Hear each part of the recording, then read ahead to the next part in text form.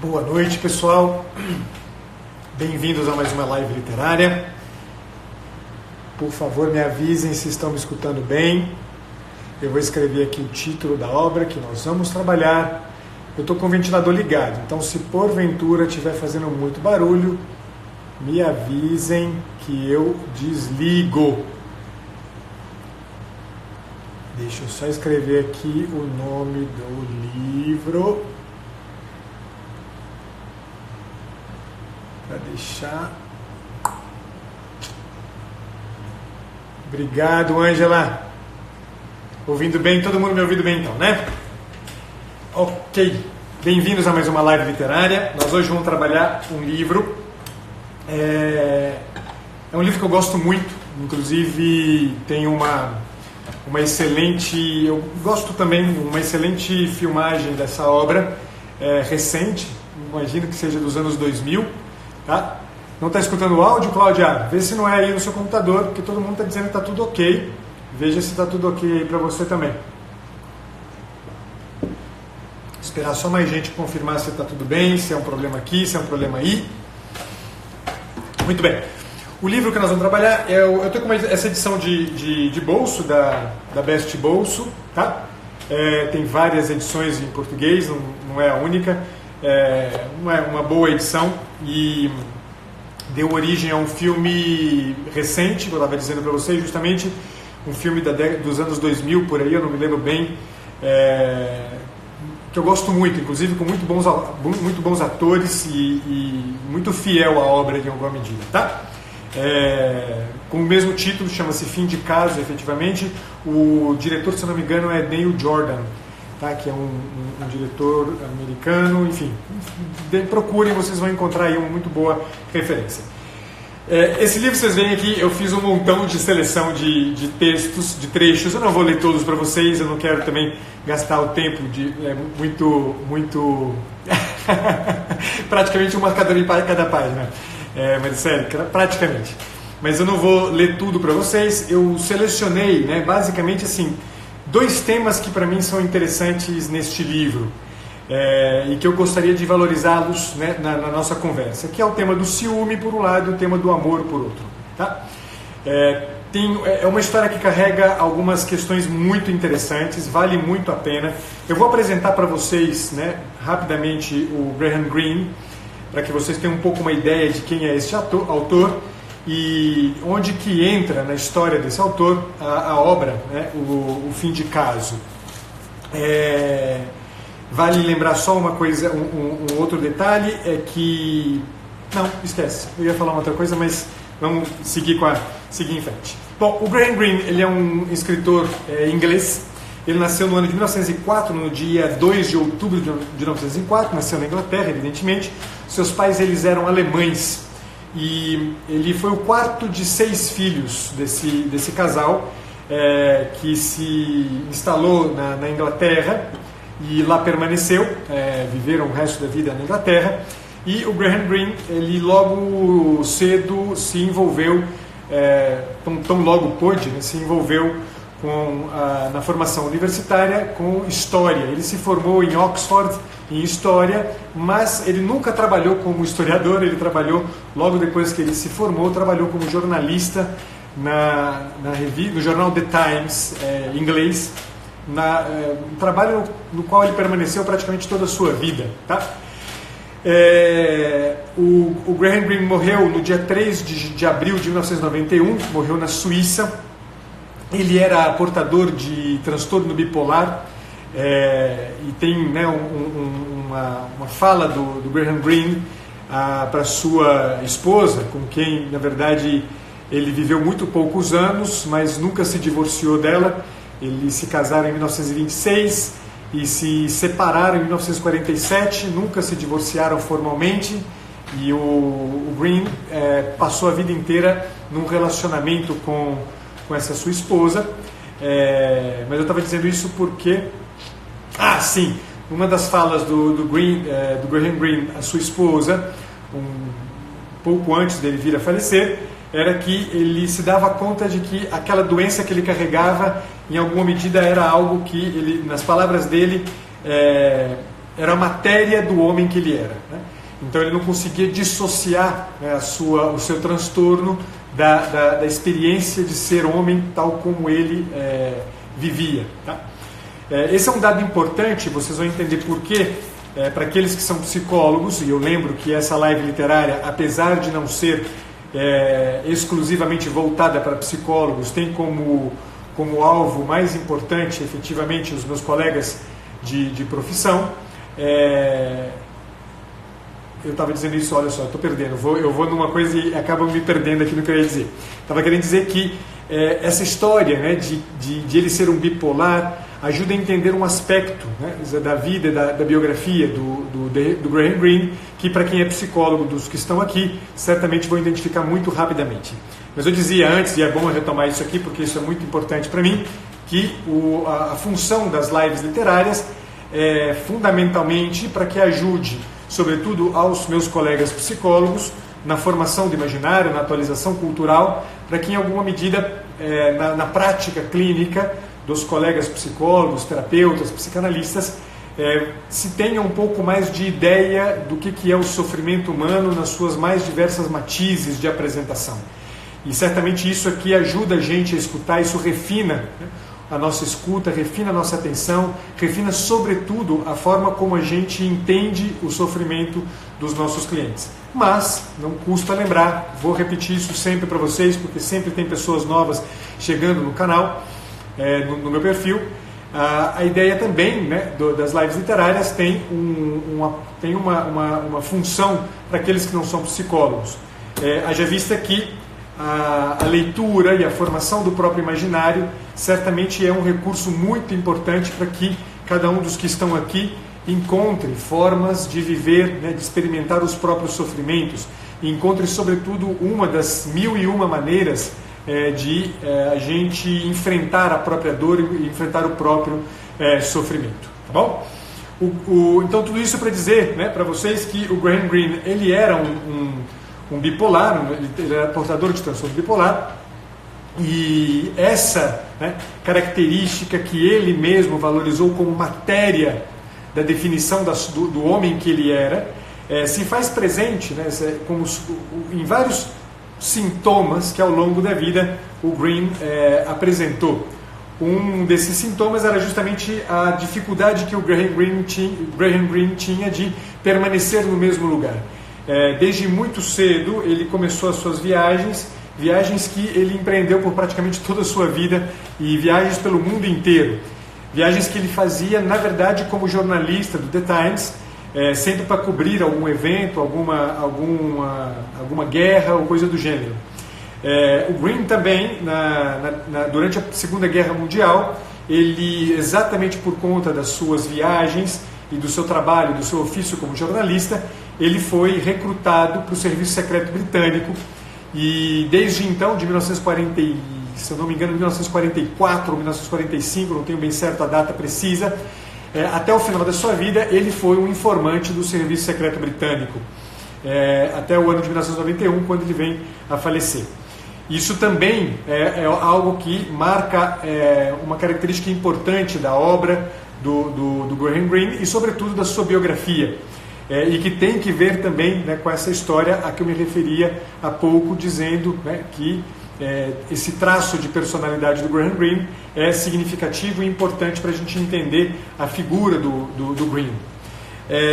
Outro aspecto que também, né, revela algo de um sintoma do Greene é justamente o fato de que ele nunca conseguiu ser fiel, né? A sua esposa, com quem ele se casou em 1926, chamada Vivian Dyrall, se eu não me engano, agora não me lembro mais, vou pegar minha colinha aqui. Vivian Dyrall Browning foi a responsável, inclusive, pela conversão do Greene. O Greene, ele era um anglicano, conhece a Vivian justamente numa carta que a Vivian lhe escreve, chamando a atenção de uma coisa que ele havia escrito no jornal, e que feria, em alguma medida, a compreensão adequada de algumas questões do magistério da igreja, sobretudo do catolicismo. E a partir dessa primeira carta, o Greene se aproxima da Vivian, que é inclusive a responsável pela sua conversão. Há quem diga que o Green se converteu, interessado, na verdade, em se casar com a Vivian, mas o fato é que o processo de conversão do Green foi um processo autêntico e verdadeiro, tanto que, apesar de suas constantes negativas com relação a esse título, ele foi várias vezes reconhecido na Inglaterra como um escritor católico. Tá? Marca que se a gente consegue identificar em praticamente toda a sua obra de literatura.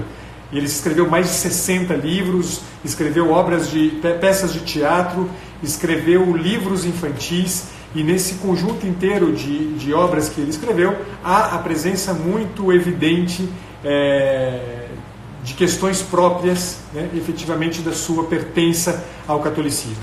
Este é um detalhe, mas vocês vão entender por que não é um detalhe desimportante, ele é muito significativo, sobretudo para a obra em questão que a gente vai tratar aqui hoje.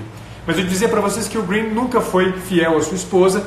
De fato, ele tão logo se casou, se envolveu com uma moça, pouco depois ele largou essa moça, se envolveu com uma terceira, por conta do seu envolvimento com essa terceira, no ano de 1947, ele se separa da Vivian e passa a viver transitando nas suas viagens, sempre trocando de mulheres, até que por volta do ano de 1949 ou 50, ele se envolve com uma outra mulher, Catherine, deixa eu dizer para vocês o nome aqui, Catherine Walston, uma mulher casada, com quem ele tem um romance bastante importante, que deu origem exatamente a este livro. Todo mundo diz que O Fim de Caso, na verdade, é o relato da sua relação com Catherine Walston.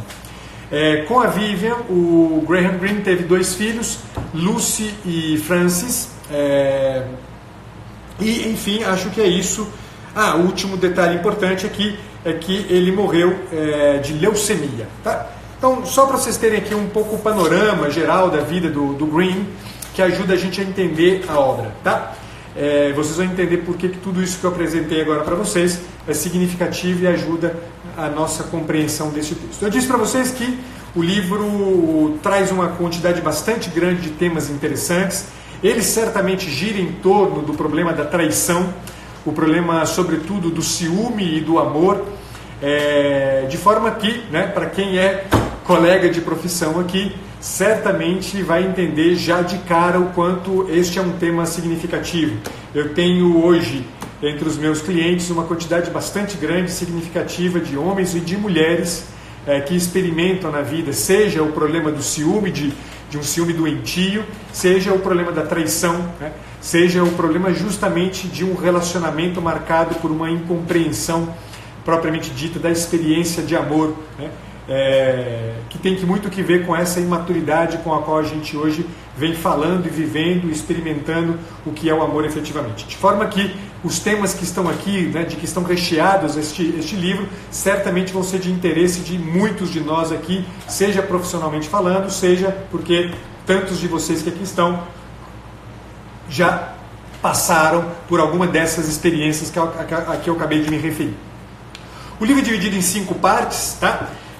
Vou muito rapidamente traçar para vocês aqui um itinerário dessas 5 partes.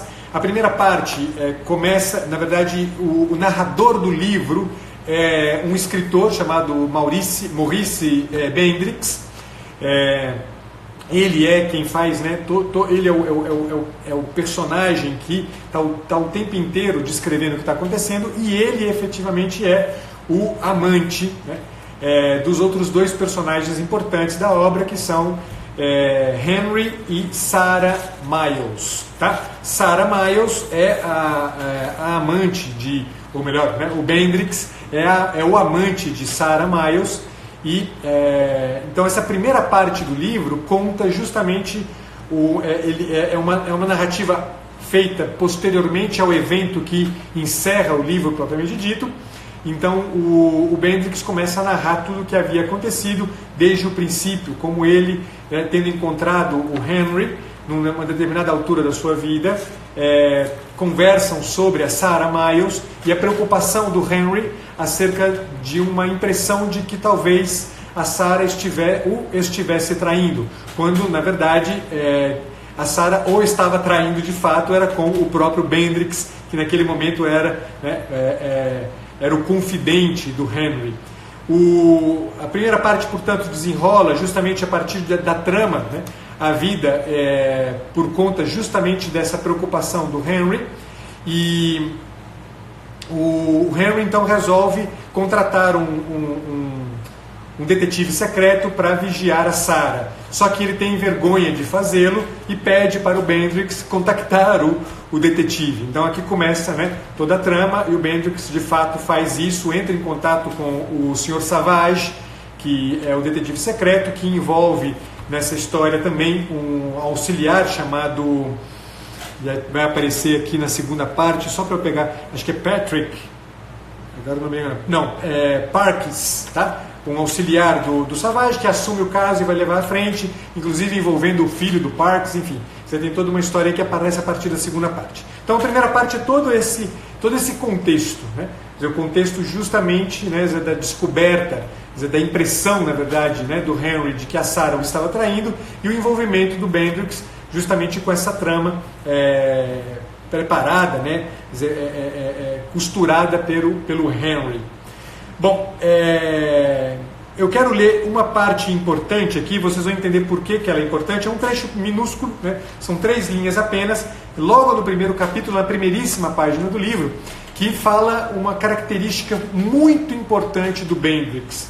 Uma característica essa que eu queria assinalar para vocês já de cara como algo fundamental, inclusive na dinâmica empreendida pelo próprio Bendrix ao longo de toda a obra, e uma quebra constante com relação a essa característica. É uma frase na qual ele diz o seguinte: serei imparcial, porque faz parte do meu orgulho profissional preferir me aproximar da verdade, até mesmo para expressar o meu quase ódio. E com efeito, a ideia de ódio, é um detalhe aqui, não é isso que eu quero chamar a atenção, mas só que essa questão do ódio é um outro tema muito importante, inclusive, né? A dinâmica amor e ódio é uma dinâmica que está recorrentemente presente aqui. Tanto que o próprio Bendrix fala que a Sarah, que é a sua amante, de quem ele é amante, na verdade, a Sarah era uma pessoa por quem ele nutria um ódio muito consistente, muito significativo. E vocês vão entender por que ele experimentava esse ódio na medida em que eu vou contando para vocês alguns elementos. Mas o que eu queria chamar a atenção, na verdade, é essa ideia de que ele prefere se aproximar da verdade. A verdade é um objeto profundamente desejado e buscado pelo Bendrix. Apesar de todo o seu envolvimento com uma trama de mentiras, de traição e tudo mais, uma evidência na história do Bendrix o quanto a verdade lhe interessa, o quanto a verdade é algo pelo que ele anseia profundamente. Dito isto, vamos avançar, porque eu queria ler uma parte muito importante já no final dessa primeira parte do livro, que trata do ciúme. É um trecho um pouco mais longo, eu não vou me deter sobre ele, mas só que eu queria dar para vocês um gostinho de como a ideia do ciúme aparece e de como há um paralelo na história do Bendrix com a Sarah, entre o ciúme doentio que ele vive pela Sarah e o ódio que ele nutre pela Sarah. Né? Um ódio que, na verdade, é o outro lado, né? Da moeda, né? Do seu amor por ela. Diz o seguinte, o início do capítulo 7, o último capítulo, efetivamente, da primeira parte do livro, ele diz o seguinte: o ciúme, assim eu pensava, só existe se aliado ao desejo. Os autores do Velho Testamento gostavam de usar a expressão um Deus ciumento, e talvez esse fosse um modo rude e indireto de expressar a sua crença no amor de Deus pelo homem. Vejam o paralelo. Mas acho que há diferentes tipos de desejo. O meu desejo agora estava mais próximo do ódio do que do amor. E Henry, eu tinha razões para acreditar nisso, pelo que Sarah me havia dito, há muito tempo deixara de sentir qualquer desejo físico por ela. Aqui ele está comparando o ciúme que ele sente pela Sarah do ciúme que o Henry sente pela Sarah. Ele diz que o ciúme dele é a marca do seu desejo, e que o ciúme do Henry tem uma outra marca, né, que não é a marca do desejo, não é a marca do amor, é um outro tipo de marca que ele vai identificar. No entanto, acho que naquela época, ele, né, o Henry, estava com tanto ciúme quanto eu. Seu desejo era simplesmente por companheirismo. Ele se sentiu pela primeira vez excluído da confiança de Sarah.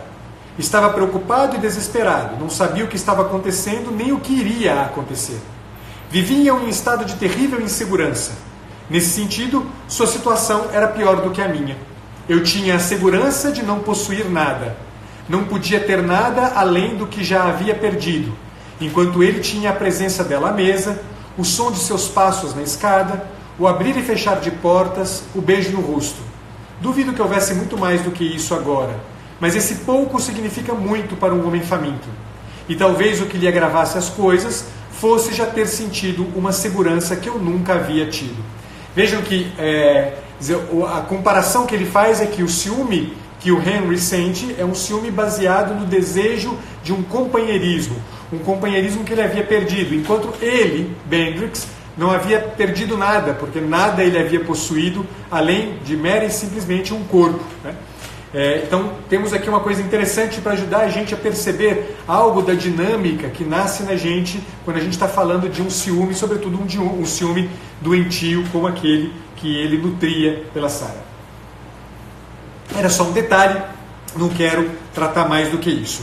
Logo na segunda parte, a segunda parte é justamente uma parte muito importante do livro. Deixa eu só ter certeza se é essa mesmo que eu estou querendo me referir. Exatamente, é uma parte muito importante do livro, porque é a parte que narra o processo de mudança da Sarah. A Sarah se envolve profundamente com o Bendrix. Essa relação é vivida pela Sarah como um grande amor. Ela entende que a relação com o Henry Miles não era uma relação verdadeira, não era uma relação baseada numa liberdade.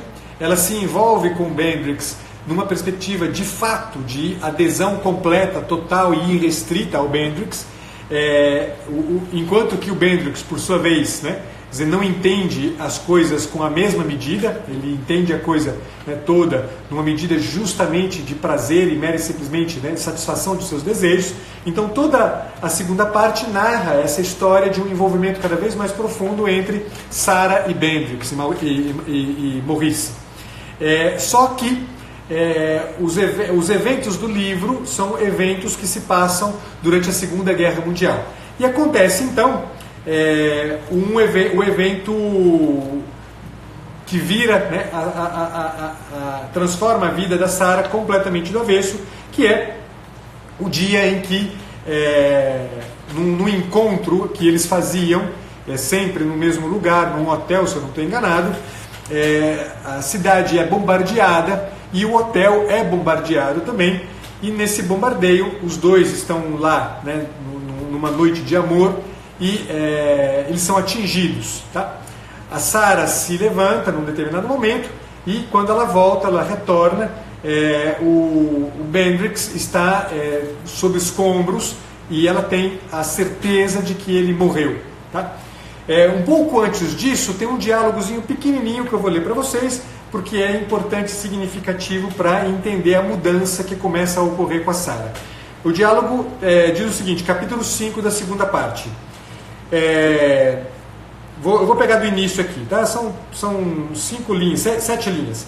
Ela disse, foram praticamente as últimas palavras que eu ouvi dela antes que entrasse pingando no saguão, chegando do seu encontro. Ela tinha se molhado por uma circunstância, para vocês entenderem. Você não precisa ficar assustado. O amor não acaba só porque nós não nos vemos. Ela já havia quase tomado sua decisão, embora eu só fosse saber disso no dia seguinte, quando o telefone mostrou apenas a boca aberta e silenciosa de alguém que é encontrado morto.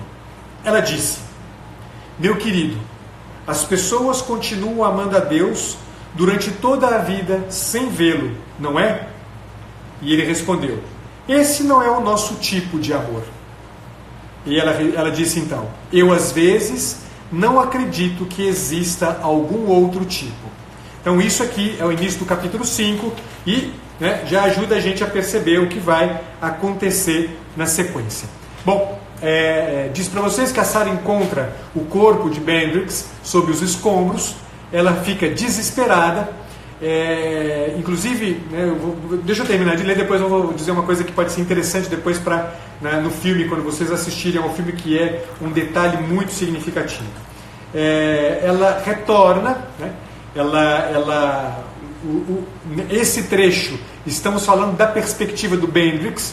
O Bendrix se levanta dos escombros e encontra, né, com a Sarah entrando no quarto, pingando, porque ela na verdade havia, com o bombardeio, ela havia se molhado com a água da caixa d'água, sei lá o que aconteceu. Tá? Na verdade, desculpa, o Bendrix se levanta dos escombros, vai até o quarto e encontra, né, a Sarah molhada, né, de joelhos. E aí ele tem esse diálogo aqui, que é um diálogo muito bacana. O que você está fazendo no chão? Perguntei. Rezando. Para quem? Para o que quer que exista. Teria sido mais prático descer. A seriedade dela me assustava e eu queria provocá-la. Eu desci, ela respondeu. Eu não ouvi você. Não havia ninguém.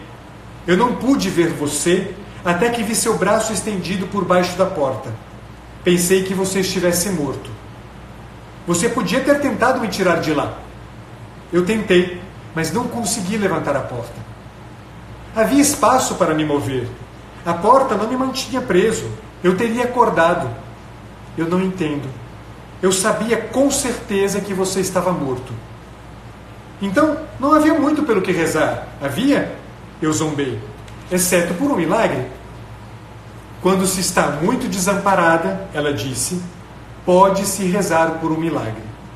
Eles acontecem para os pobres. E eu estava pobre. Bem, assim, a parte 2, né, depois tem uma sequência na parte 2, que é muito importante, mas aqui, né, vocês têm uma ideia da perspectiva do Bendrix para aquilo que tinha acontecido. Ele encontra Sarah de joelhos, rezando, ela que era ateia, ele também era um escritor ateu, e ela então, né, responde para ele que havia tentado salvá-lo e percebera que ele estava morto, então se colocou de joelhos rezando, pedindo por um milagre. Né? Um milagre que, na perspectiva dela, era alguma coisa que era a última esperança que ela podia ter no que, diante dos eventos, né, que haviam acontecido. O finalzinho da parte 2 tem uma frase de duas linhas que me interessa também, porque é o Bendrix falando uma coisa muito interessante sobre o amor. Ele diz o seguinte: é estranho descobrir e acreditar que somos amados, olhem isto, quando sabemos que não há nada em nós para ser amado, exceto por um pai, uma mãe ou algo como um Deus. O que está em jogo aqui é exatamente um movimento que de repente nasce no próprio Bendrix, que o espanta, porque ele descobre em si alguém que não merece ser amado. Ele descobre em si alguém que não tem nada que pode ser amado, a não ser que quem o ame seja um pai, uma mãe ou alguma coisa como um Deus. Assim termina a parte 2, a parte 3 é curtíssima, na verdade, a parte 3 não é curtíssima, a parte 3 é uma das partes mais importantes desse livro, segundo eu penso, e mais interessantes, e é por isso que eu quis me referir ao filme, lá quando eu falava da perspectiva do Bendrix, porque no filme, e aqui no livro isso está muito bem registrado, no filme a mesma cena na qual acontece esse bombardeio, né, e a Sarah, né, é encontrada pelo Bendrix de joelho, no filme, esta mesma cena ela é revista sob uma outra óptica, a óptica não do Bendrix, que encontra a Sarah de joelhos, mas a óptica da própria Sarah, que encontra o Bendrix sob os escombros e que se desloca então, né, para o quarto para rezar. Tá? É muito interessante porque é um mesmo fenômeno visto sob perspectivas distintas. e que, portanto, revela uma forma como uma determinada subjetividade lê a realidade de uma forma, diferentemente de uma outra subjetividade que vê o mesmo evento sob uma outra maneira de enxergar e de entender o que está em jogo. Isso ajuda a gente, especialmente para aqueles que são psicólogos, ajuda a gente a entender, né, que muitas vezes a forma como o sujeito fala da sua dor tem que ser ouvida da perspectiva dele. Tem que haver um esforço nosso no sentido justamente daquilo que a gente dá o nome de empatia. A empatia não é nada, não tem nada a ver com aquilo que a gente entenderia, por exemplo, como uma simpatia, né? Que é um pouco aquela ideia segundo a qual a gente... eu sei que você está passando, o que você está sentindo agora, saiba que vai passar, né? Isso não é empatia, isso é simpatia. A empatia, segundo a Edith Stein, bem grosseiramente falando, é na verdade a capacidade que a gente tem de se colocar no centro do eu, do outro, né? No núcleo da pessoa e descobrir em nós motivações que nos levem a agir da maneira como eu vejo que o outro está agindo. Isso aqui impõe-nos um exercício. A empatia não é alguma coisa que a gente tem, né, como se fosse da própria natureza da gente. A empatia, ela tem a característica, ela é resultado de um esforço nosso na relação com o outro. E este trabalho a gente precisa aprender a fazer, de olhar, de se colocar no lugar do outro, no seu sofrimento, para perceber dentro de nós as motivações que nos levam a sofrer de uma maneira e não de outra maneira. As motivações que levam o outro a se mover de um jeito e não de outro. E isso é muito importante a gente aprender. E este livro, né, de uma certa maneira, descreve isso para a gente, né, de uma maneira muito viva, muito interessante. Tá? Então, toda a terceira parte do livro é, na verdade, a perspectiva da Sarah Miles. O diário da Sarah Miles é encontrado pelo Parks, que é o detetive, né, o auxiliar do Savage. Ele é encontrado e é entregue nas mãos do Bendrix. E o Bendrix, então, começa a ler esse diário, ele começa a lê-lo de trás para frente. Ele pega os últimos eventos registrados no diário, entre os quais está justamente o dia, né? Na verdade ele busca exatamente estes eventos, né? O evento no qual havia acontecido, né, o bombardeio, e começa a ler a partir dali até o final do diário. Depois ele retoma o diário, né, do início até o ponto final do livro, então, do diário. Então toda a terceira parte é a leitura que o Bendrix faz do diário de Sarah Miles. Eu vou ler para vocês o primeiro registro da parte 3, que na verdade é também o último registro da parte 3. O Graham Greene copia, né, justamente para mostrar a dinâmica que o Bendrix fez. Ele começou deste evento, né, havido, se eu não me engano, no dia 10 de fevereiro de 1946, eu tinha dito para vocês 46 ou 47, 46, ele pega esse evento do dia 10 de fevereiro, que é o dia em que eles se encontram nesse hotel, começa lendo daqui e termina justamente com, né, o dia 12 de fevereiro, que é o último registro que tem, né, no diário. Eu vou ler o trecho final do dia 10 de fevereiro para vocês entenderem uma coisa muito bacana. Escreveu a Sarah Miles no seu diário do dia 10 de fevereiro, olhem que interessante. Quando terminamos, nada restou a não ser você. E ela escreve você com V maiúsculo. Para nenhum de nós. Eu poderia ter passado a vida inteira vivendo um pouco de amor de cada vez, conseguindo um tanto aqui e ali com um ou outro homem. Mas mesmo da primeira vez, no hotel próximo a Paddington, gastamos tudo o que tínhamos. Você estava lá, ensinando-nos a esbanjar, como ensinou ao homem rico, para que um dia não nos restasse nada além do amor por você. Você é bom demais para mim. Quando pedi que me desse sofrimento, você me deu paz. Dê a ele também. Dê-lhe a minha paz. Ele precisa mais do que eu. Essas são as últimas linhas do registro do dia 10 de fevereiro, que depois dá passagem para o dia 12 de fevereiro, que eu vou ler para vocês, depois de ler um trechinho curto, porém bastante significativo, do movimento, né, que a alma da Sara começou a realizar logo depois destes eventos, movimento este que, na verdade, revela algo de uma dinâmica que já vinha acontecendo com a Sara há bastante tempo.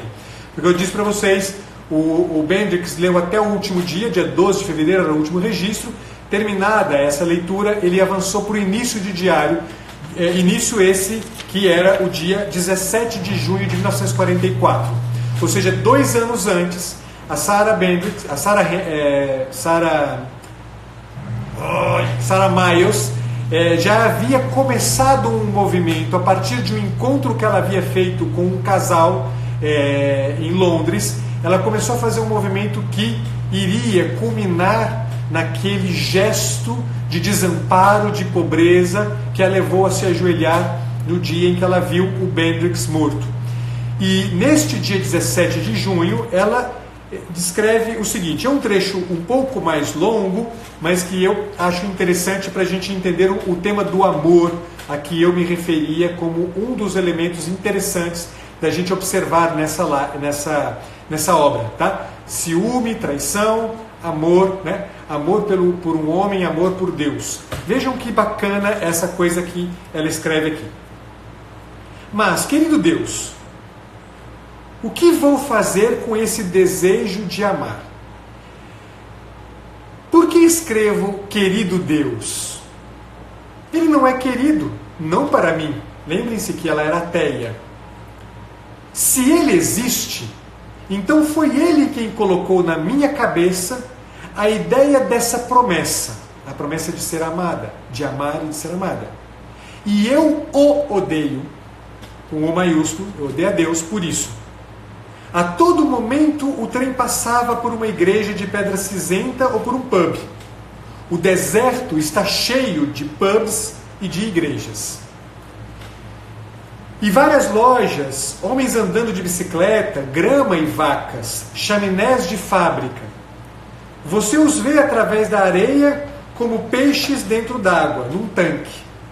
Henry também espera no tanque, erguendo o focinho para o meu beijo. Estava aqui falando do Henry, o seu marido. Vou saltar um trecho grande aqui desse diário, só queria chamar a atenção para essa coisa importante. Ela de repente se vê se relacionando com Deus. E ela começa a perceber que esse se relacionar com Deus era resultado nela da experiência de uma promessa que ela identificava em si e para a qual ela nunca havia se voltado, pelo menos com interesse. O desejo, né, a promessa de ser amada, de amar e de ser amada. E ela percebe então que se alguém lhe prometeu isto, né, era alguém digno de ser odiado, porque a realidade inteira era um deserto e ela, no entanto, carregava uma sede, um anseio de algo que não fosse o deserto que ela via na realidade. E aí lá na frente ela diz o seguinte, e aí é o trecho final que eu queria ler para vocês, dessa parte 3. Não, mentira, não é o trecho final, logo depois tem um trechinho que eu vou ler, que é o final de fato. Quero que alguém aceite a verdade a meu respeito e que não precise de proteção.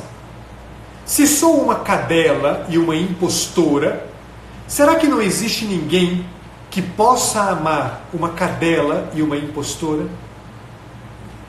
Ajoelhei-me no chão. Estava louca para fazer uma coisa dessas. Nunca precisei fazer isso nem quando era criança. Meus pais nunca acreditaram em orações. Não fazia ideia do que dizer. Maurice estava morto, extinto. Não havia uma coisa chamada alma. Mesmo a meia felicidade que eu dei a ele foi sugada como sangue.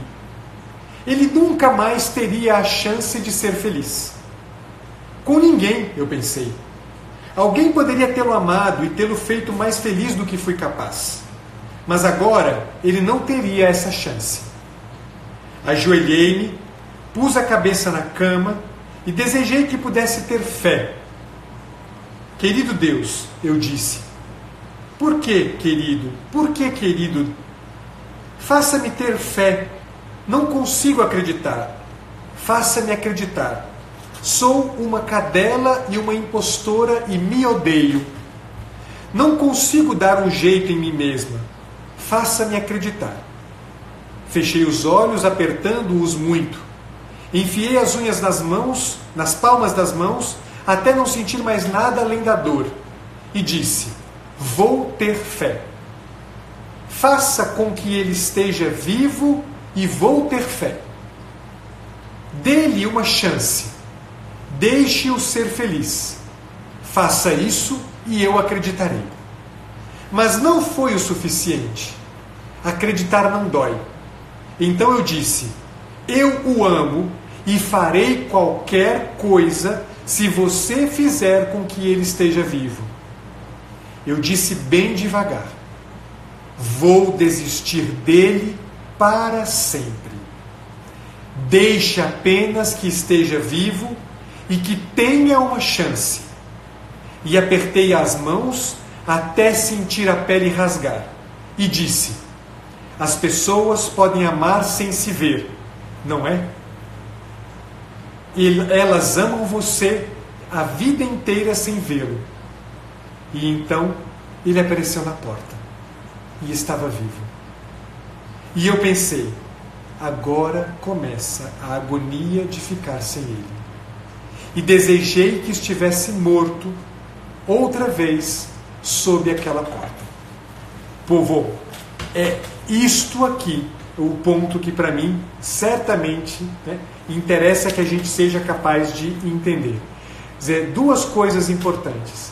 A experiência que tem que ver lá com aquela coisa que o Bendrix chamava a atenção quando ele dizia: como é possível que alguém como eu, que não tem nada para ser amado, a não ser que quem o ame seja um pai, uma mãe ou alguma coisa que se pareça com Deus, e essa mesma experiência que a Sara faz, de repente se dar conta de que é uma impostora, de que é uma cadela, de que não vale nada, e que deseja e que percebe em si uma promessa de ser amada.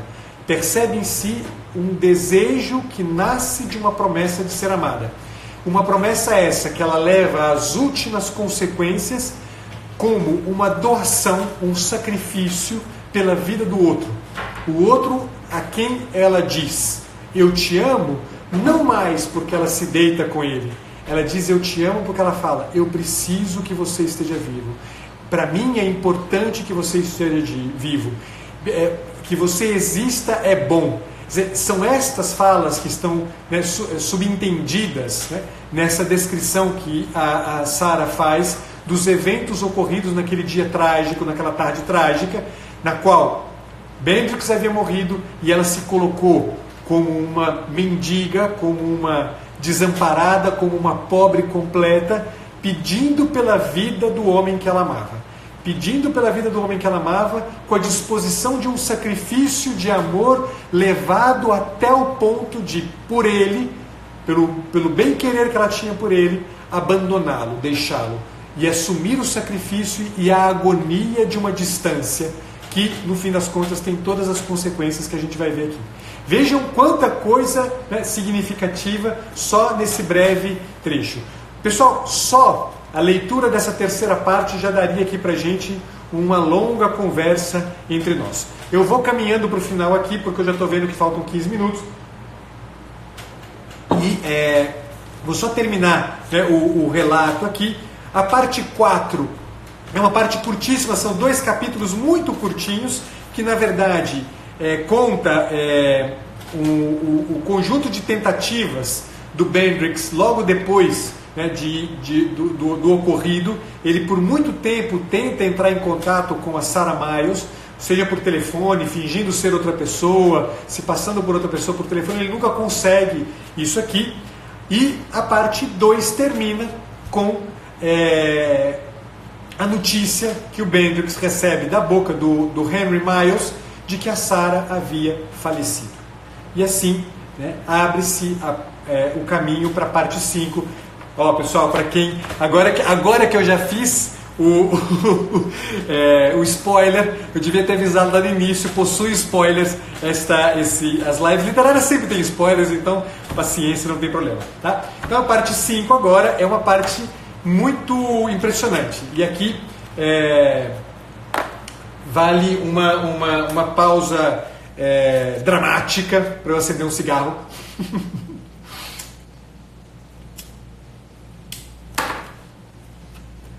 Que é uma parte muito significativa da obra, porque acontece uma coisa impressionante no início dessa parte 5. O que acontece aqui? O Henry procura o Bendrix e tem uma conversa com o Bendrix, né?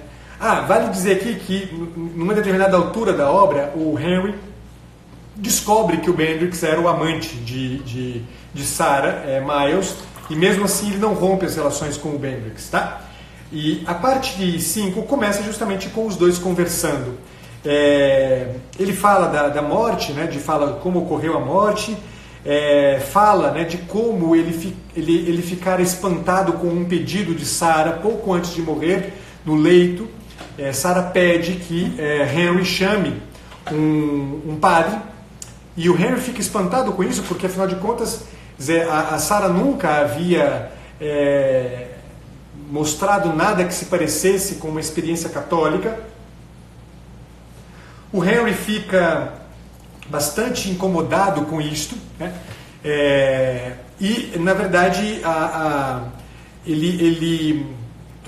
deixa eu só fazer, ele fica incomodado com isso na ocasião em que o Henry sabe disso, né? Quando a Sarah diz para o Henry da necessidade, do desejo dela de ter um padre, o Henry entra em contato com o Bendrix para perguntar para ele o que ele achava disso. E o Bendrix diz para ele que não achava que estava correto, né, que o Henry chamasse um padre, e no entanto um padre acaba indo, etc. Então o primeiro capítulo relata isto, e o Henry então entrega na mão de Bendrix uma carta que a Sarah havia escrito para o Bendrix. Eu vou ler um trecho dessa carta para vocês, porque é um trecho muito, trecho da obra muito interessante. Eu sei que eu já estou caminhando para o final, mas vale a pena porque é o penúltimo trechinho que eu leio para vocês. O finalzinho é um trechinho de 3 linhas, então não tem problema porque é o que me interessa. Eu vou ler para vocês a carta da Sarah para o Bendrix. Meu querido Maurice, queria escrever na noite passada, depois que você foi embora, mas estava me sentindo muito mal quando cheguei em casa, e Henry fez um estardalhaço por causa disso. Resolvi escrever em vez de telefonar, porque não posso telefonar e ouvir sua voz quando lhe disser que não vou embora com você. Porque não vou embora com você, Maurice, meu querido Maurice. Eu o amo, mas não posso vê-lo outra vez. Não sei como vou viver com esta dor e essa saudade, e peço a Deus o tempo todo que não seja duro comigo, que não me mantenha viva. Querido Maurice, quero ter o meu prazer e gozá-lo como todo mundo. Procurei um padre há 2 dias, antes de você me telefonar, e disse a ele que queria ser católica. Contei sobre minha promessa e sobre você. Disse-lhe que não estava mais realmente casada com Henry. Não dormimos juntos desde o primeiro ano com você. Não foi um casamento de verdade, eu disse. Não se pode chamar assim um casamento feito apenas no cartório. Perguntei se podia ser católica e me casar com você. Sabia que você não se importaria de participar dessa cerimônia. Toda vez que fazia uma pergunta, tinha muita esperança. Era como abrir as persianas de uma casa nova e olhar à vista. Mas cada janela dava para uma parede vazia. Não, ele disse. Eu não podia casar com você. Não podia continuar a vê-lo, se quisesse ser católica. Para o diabo com todos eles, pensei. Saí da sala e bati a porta para mostrar o que eu pensava dos padres. Eles estão entre Deus e nós, pensei. Olhem isto. Deus tem mais misericórdia. Saí da igreja, vi o crucifixo e pensei. É claro, ele tem misericórdia. Só que é um tipo muito esquisito de misericórdia. Às vezes, mais parece um castigo. Maurice, meu querido, estou com uma dor de cabeça horrível e sinto vontade de morrer. Gostaria de não ser forte como um cavalo. Não quero viver sem você e sei que um dia vou encontrá-lo no Common. E não vou me importar nem um pouco com Henry, Deus ou qualquer outra coisa. Mas o que adianta? Acredito que existe um Deus. Acredito na história toda. Não há nada em que não acredite. Poderiam subdividir a Trindade em 12 partes que eu a continuaria acreditando. Poderiam desencavar registros que provassem que Cristo era uma invenção de Pilatos para se autopromover. E ainda assim acreditaria. A fé se entranhou em mim como uma doença. Parênteses. Lembram do que eu dizia para vocês lá quando eu apresentei a biografia do Green? E que eu dizia para vocês como o Green entendia que a doença era a matéria de um homem. É disso que nós estamos falando. A fé se entranhou em mim como uma doença, do mesmo modo como me apaixonei. Nunca amara antes como o amo, e nunca antes acreditei em nada como agora. Tenho certeza, nunca tive certeza de nada. Quando você entrou por aquela porta com sangue no rosto, tive certeza, para sempre. Mesmo sem saber disso na época. Lutei contra a fé mais tempo do que lutei contra o amor, mas não tenho mais forças. Maurice querido, não fique zangado. Sinta pena de mim, mas não se zangue. Sou uma fraude e uma impostora, mas isso não é uma fraude. Eu me considerava segura a meu respeito e a respeito do que era certo ou errado. E você me ensinou a duvidar. Você me livrou de todas as mentiras e fingimentos. Como se tira o entulho de uma estrada para que alguém importante possa passar. E agora ele chegou. Mas foi você quem abriu o caminho. Quando escreve, você procura a precisão. Você me ensinou a desejar a verdade. Lembram? E me mostrava quando eu não falava a verdade. Você realmente pensa assim? Você costumava dizer. Ou apenas pensa que pensa assim? Então, como está vendo, é tudo culpa sua. É tudo culpa sua, Maurice. É tudo culpa sua. Peço a Deus que Ele não me mantenha viva desse jeito. Assim termina o capítulo 1 da última parte do livro. E a sequência disso aqui é no mínimo surpreendente.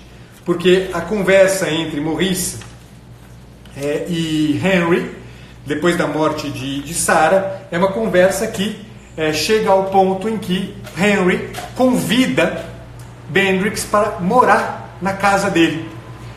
O Henry empreende que o Maurice estava escrevendo um livro, que seria o livro da vida do Bendrix, não tinha dinheiro para se sustentar, então, num gesto de gratuidade, de caridade, ele convida o Bendrix para morar na casa dele, separa um quarto para ele, no qual o Bendrix passa a viver, e nessa história o Bendrix começa a mexer na casa, mexe nos livros da Sarah, encontra alguns livros da Sarah com anotações, livros que inclusive, entre eles, há um livro muito importante para quem trabalha com